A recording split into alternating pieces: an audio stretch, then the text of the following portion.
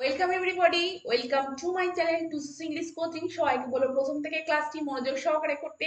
আর আজকে যারা চ্যানেলের প্রথম আছো এবং এখন অব্দি চ্যানেলটিকে যেটা সাবস্ক্রাইব করনি তারা অবশ্যই চ্যানেলটিকে সাবস্ক্রাইব করে প্রতিনিয়ত এই ধরনের ইম্পর্টেন্ট এবং ইন্টারেস্টিং ক্লাস করতে থাকো। তো আজকে এই ক্লাসটি ভীষণ ইন্টারেস্টিং হতে চলেছে, কারণ আজকে হয়তো বা বোধ হয় এই দুটি ওয়ার্ডকে আমরা কিন্তু ব্যবহার করে বিভিন্ন ধরনের কথা আমরা একে অপরকে বলে থাকি। তো এই হয়তো বা বোধহয়ের জন্য আমরা কি ধরনের ফ্রেজ ব্যবহার করতে পারি বা কেমন ধরনের আমরা ওয়ার্ড ব্যবহার করতে পারি সেটি আজকে ক্লাসের মাধ্যমে দেখে নেব, এবং সেগুলিকে ব্যবহার করে আমরা কিভাবে বিভিন্ন ধরনের সেন্টেন্স একে অপরকে সহজে ইংলিশে বলতে পারি সেটিও আজকে ক্লাসের মাধ্যমে আমরা দেখে নেব। তো ক্লাসটি ভীষণ ইন্টারেস্টিং হতে চলেছে, তো প্রথম থেকে তোমরা মনোযোগ সহকারে ক্লাসটি করতে থাকো। তো দেখো, বোধহয় আমি তোমাকে সাহায্য করতে পারবো। তো দেখো, বোধহয় ঋতু ফোনে উত্তর দেয়নি, হয়তো সে ব্যস্ত। হয়তো, বোধহয় ছোট্ট টনি বেশ দুষ্টু হয়েছে। হয়তো শেষ বাসটি তারা পেল না। তো এই রকম নানা ধরনের সেন্টেন্স আমরা কিভাবে ইংলিশে একে অপরকে বলতে পারি সেটি আজকে ক্লাসের মাধ্যমে দেখব। তো চলো আজকে ক্লাস শুরু করা যাক। তো প্রথমে কোন সেন্টেন্সটি রয়েছে আমরা দেখে নিই। ভুল বোঝাবুঝির জন্য ঋতু হয়তো আমার সাথে আর দেখা করবে না। তো দেখো, হয়তো শব্দটি আছে, তার জন্য আমরা সেন্টেন্সটিকে কিভাবে বলবো সেটি আমরা প্রথমে দেখে নিই, তারপরে আমরা বুঝে নেব। তো দেখো, I fear that Ritu will not see me again for misunderstanding. I fear that Ritu will not see me again for misunderstanding. তো দেখো, এখানে হয়তো শব্দটির জন্য আমরা যে ফ্রেজটি ব্যবহার করেছি সেটি হলো আই ফিয়ার। I fear. এবার প্রশ্ন আসে যে আই ফিয়ার এই ফ্রেজটি আমরা কোন ক্ষেত্রে ব্যবহার করব? হয়তো শব্দের ক্ষেত্রে আমরা অবশ্যই ব্যবহার করব, কিন্তু যেখানে একটা আশঙ্কা থেকে কাউকে কিছু বলা হচ্ছে যে কোনো কিছু খারাপ কিছু ঘটতে পারে, তো সেক্ষেত্রে আমরা কি বলতে পারি? হয়তো শব্দের জন্য আমরা কিন্তু আই ফিয়ার এই ফ্রেজটিকে ব্যবহার করতে পারি। যেখানে দেখো, আই ফিয়ার মানে আমি আশঙ্কা বোধ করছি বা হয়তো কি এই ভুল বোঝাবুঝির জন্য ঋতু আমার সাথে দেখা করবে না। I fear that Ritu will not see me again for misunderstanding. এইভাবে আই ফিয়ার এই ফ্রেজটিকে ব্যবহার করতে হবে। পরের সেন্টেন্সটিকে দেখো, হয়তো আমরা ইতিমধ্যেই মিটিং এর জন্য অনেক দেরি করে ফেলেছি। তো দেখো, হয়তো একটা আশঙ্কা করা হচ্ছে যে হয়তো আমরা মিটিং এর জন্য অনেক দেরি করে ফেলেছি। তো সেন্টেন্সটিকে কিভাবে বলবো? I fear that we are already too late for the meeting. I fear that we are already too late for the meeting. তো দেখো, কোনো কিছু আশঙ্কা করা হচ্ছে, তো হয়তো শব্দটির জন্য যে কোনো কিছু খারাপ কিছু করতে পারে। তো দেখো, মিটিং এর জন্য আমাদের অনেক দেরি হয়ে যেতে পারে, সেই ব্যাপারটা থেকে আমরা হয়তো শব্দের জন্য আই ফিয়ার এই ফ্রেজটিকে ব্যবহার করেছি। পরের সেন্টেন্সটিকে দেখো, এই লোকগুলো হয়তো নিজেদের মধ্যে মারামারি করতে পারে। তো দেখো, লোকগুলোর কথাবার্তা দেখে মনে হচ্ছে বা শুনে মনে হচ্ছে যে তাদের মধ্যে কি, তারা নিজেদের মধ্যে মারামারি করতে পারে। তো একটা আশঙ্কা। তো সেখান থেকে যে হয়তো শব্দটি, তার জন্য আমরা সেন্টেন্সটিকে কি করতে পারি? দেখো, this people I fear are likely to involve themselves in fighting. আর this people I fear are likely to involve themselves in fighting. তো দেখো, আই ফিয়ার, আই ফিয়ার এই হয়তো শব্দটির জন্য এই ফ্রেজটিকে ব্যবহার করেছে। আই ফিয়ার কোনো আশঙ্কা থেকে কোনো কিছু খারাপ কিছু ঘটতে পারে, সেই জন্য দেখো, this people I fear are likely to involve themselves in fighting. এইভাবে কোনো কিছু সেন্টেন্স আমরা কিন্তু হয়তো শব্দের জন্য আই ফিয়ার ব্যবহার করতে পারি। কোথায়? যেখানে কোনো কিছু আশঙ্কা করা হচ্ছে যে কোনো কিছু খারাপ কিছু ঘটতে পারে, তো সেক্ষেত্রে আমরা কিন্তু আই ফিয়ার হয়তো শব্দের জন্য ব্যবহার করতে পারি। পরের সেন্টেন্সটিকে দেখো, এটি আরো ইন্টারেস্টিং। তো দেখো, বোধ হয় আমি তোমাকে সাহায্য করতে পারবো না। তো সেন্টেন্সটিকে কিভাবে আমরা ইউজ করে ইংলিশে আমরা বলতে পারি? তো দেখো, বোধহয় শব্দটির জন্য এখানে দেখো, I am afraid I cannot help you. I am afraid I cannot help you. তো দেখো, সেন্টেন্সটিকে প্রথমে দেখে মনে হতে পারে আই এম অ্যাফ্রেড এই ফ্রেজটি কেন ব্যবহৃত হচ্ছে। দেখো, আই এম অ্যাফ্রেড এখানে কিন্তু আমি ভীত বা আমি ভয় পাচ্ছি এইরকম ধরনের কোনো সেন্স কিন্তু বোঝায় না। যখন বক্তা পোলাইটলি কাউকে কোনো কিছু না বলে বা কারোর সঙ্গে ডিসএগ্রি হয়, অসম্মত হয়, তো সেক্ষেত্রে পোলাইটলি না বলার জন্য বা অসম্মত হওয়া কোনো ব্যাপারে, তো সেক্ষেত্রে সেটা পোলাইটলি দেখানো, পোলাইটলি বলার জন্য আমরা কিন্তু কি ব্যবহার করতে পারি, কোন ফ্রেজ ব্যবহার করতে পারি, আই এম অ্যাফ্রেড এই ফ্রেজটিকে ব্যবহার করতে পারি। তো দেখো I am afraid I cannot help you, আমরা শুধু বলতে পারি যে আই ক্যানট হেল্প ইউ, সেটা কিছুটা রুডলি বলা হয়ে যেতে পারে। কিন্তু আমরা যদি বলি I am afraid I cannot help you, এক্ষেত্রে পোলাইটলি বলার ক্ষেত্রে আমরা কিন্তু আই এম অ্যাফ্রেড এই ফ্রেজটিকে ব্যবহার করে বোধহয় শব্দের জন্য এবং পোলাইটলি বলার জন্য আমরা কিন্তু এইভাবে বলতে পারি। পরের সেন্টেন্সটিকে দেখো, হয়তো আমি আপনার জন্মদিনের পার্টিতে যোগ দিতে পারবো না।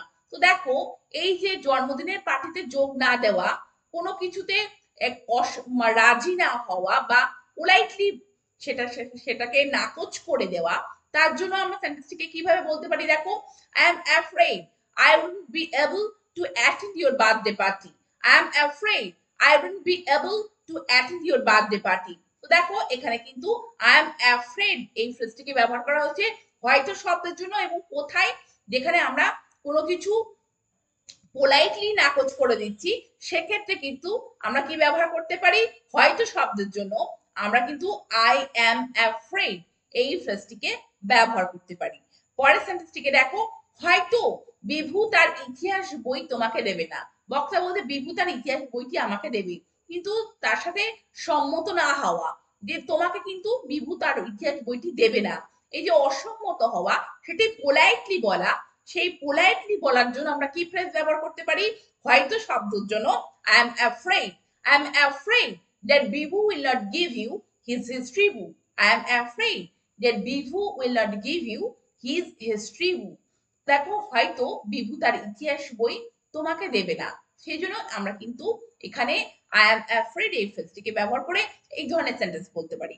এবার দেখো ভীষণ ইন্টারেস্টিং, আমরা এখানেও হয়তো পাবো, কিন্তু কি ধরনের ওয়ার্ড বা ফ্রেজ ব্যবহার করতে পারবো।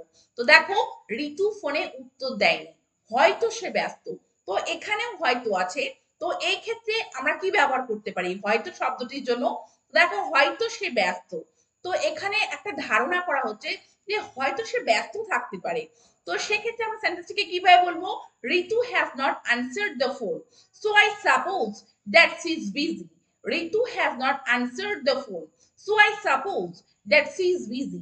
তো দেখো সাপোজ শব্দটিকে ব্যবহার করা হবে হয়তো শব্দের জন্য। তো এখানে দেখো সাপোজ শব্দটিকে ব্যবহার করা হয়েছে কিসের জন্য, হয়তো শব্দের জন্য, যে আই সাপোজ মানে আমি ভাবছি বা আমি এটা আমার ধারণা, যে I suppose that she is busy. তো সাপোজ শব্দটিকে এখানে ব্যবহার করা হয়েছে।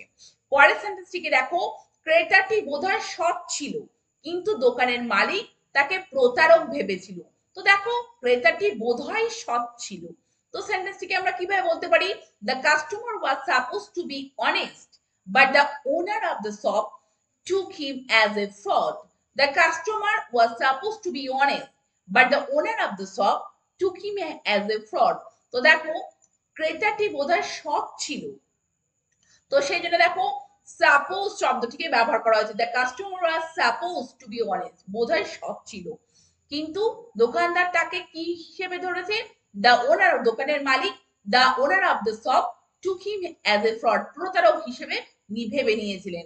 তো দেখো ফ্রড, তো এখানে দেখো সাপোজ শব্দটিকে আমরা কিন্তু পাস্টেও ব্যবহার করতে পারি, প্রেজেন্টে যেমন ব্যবহার করতে পারি যে বোধহয় ছিলেন, তো সেক্ষেত্রে কিন্তু আমরা সাপোজ অর্থাৎ অতীত পাস্টেও পাস্ট টেন্সেও কিন্তু আমরা ব্যবহার করতে পারি।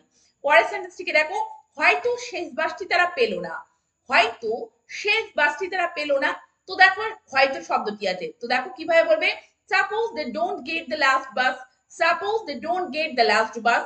তো দেখো হয়তো, তার জন্য আমরা কিন্তু সাপোজ শব্দটিকে ব্যবহার করতে পারি। তো এক্ষেত্রে আরেকটি কথা বলে রাখি, যে ক্ষেত্রে সাপোজ শব্দটি সেন্টেন্সের প্রথমে ব্যবহৃত হয়েছে, দেখো সাপোজ, তো এক্ষেত্রে কনজাংশন হিসেবেও কিন্তু সাপোজ শব্দটিকে ব্যবহার করতে আমরা পারি। সেখানে সাপোজ এর মানে হয় what would happen if, what would happen if. তো দেখো এই সাপোজ আমরা কনজাংশন হিসেবে ইউজ করতে পারি। তো what would happen if they don't get the last bus, এইভাবেও কিন্তু আমরা কোনো সেন্টেন্স কিন্তু বলতে পারি। তো সেখানে সেটা না বলে আমরা কিন্তু suppose they don't get the last bus এইভাবে কিন্তু আমরা কোনো সেন্টেন্স বলতে পারি। তো হয়তো শব্দের জন্য আমরা কিন্তু কি ব্যবহার করতে পারি, সাপোজ এই শব্দটিকেও ব্যবহার করে এই ধরনের সেন্টেন্স কিন্তু আমরা বলতে পারি।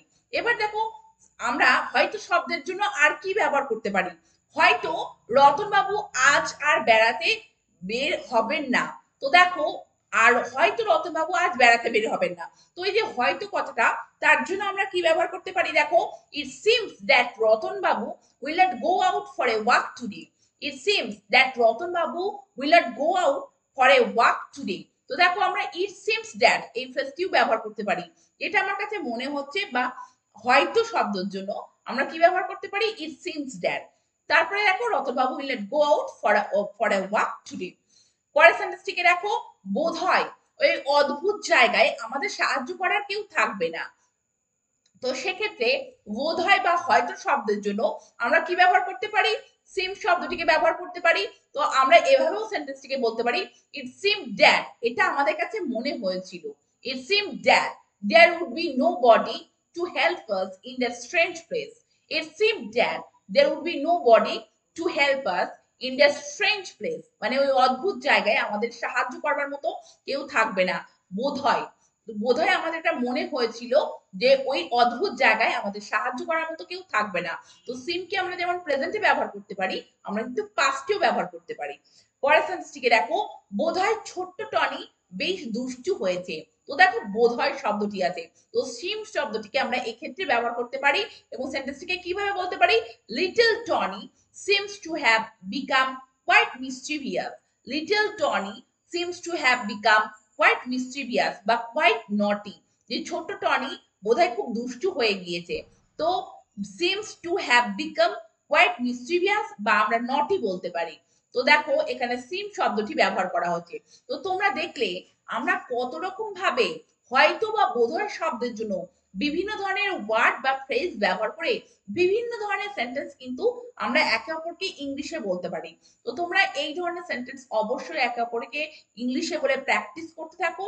আর চ্যানেলটিকে সাবস্ক্রাইব রেখে প্রতিনিয়ত এই ধরনের ইম্পর্টেন্ট এবং ইন্টারেস্টিং ক্লাস করতে থাকো। Thank you very much, thank you for watching this video.